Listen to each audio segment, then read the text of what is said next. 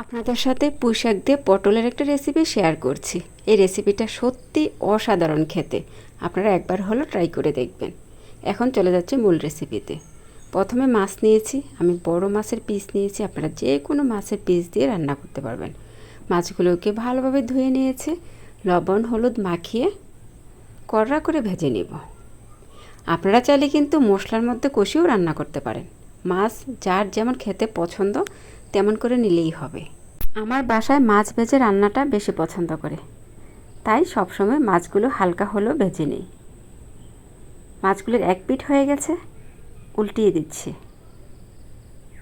খুবই সতর্কতার সাথে মাছগুলো উল্টাতে হবে, টাটকা মাছ হলে খুবই নরম থাকে। যাই হোক, মাছগুলো ভাজা হয়ে গেছে, একে একে তুলে নিচ্ছি।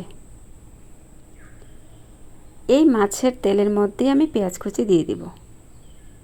পেঁয়াজগুলো কিছুক্ষণ ভেজে নেব। পেঁয়াজটি ভাজা হয়ে গেলে আমি পানি অ্যাড করে দিব, আর একে একে মশলাগুলো দিয়ে দিব। প্রথমে দিয়ে দিচ্ছি হলুদের গুঁড়া, স্বাদমতো লবণ, মরিচের গুঁড়া, মরিচটা আপনারা কম বেশি করতে পারেন। তারপর রসুন বাটা, আপনারা চাইলে এখানে মরিচ মানে কাঁচা মরিচ বাটাও দিতে পারেন, আর ধনিয়ার গুঁড়া। মশলাটা কষানো হয়ে গেলে পটল আলু দিয়ে দিলাম।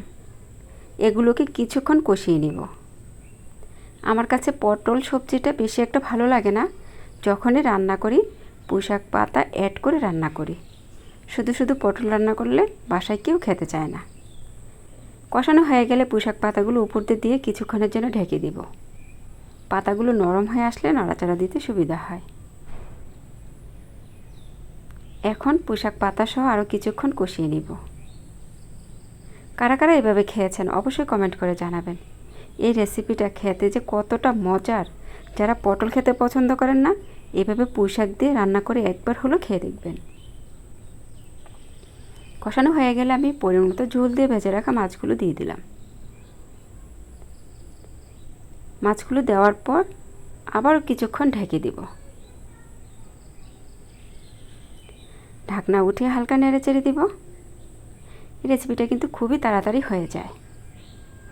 রান্নাটা কিন্তু দেখতে মাশাআল্লাহ খুবই লোভনীয় হয়েছে, খেতেও ততটাই মজার ছিল।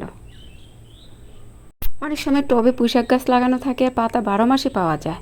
এভাবে একবার হলো খেয়ে দেখবেন, রান্নাটা কিন্তু প্রায় শেষ।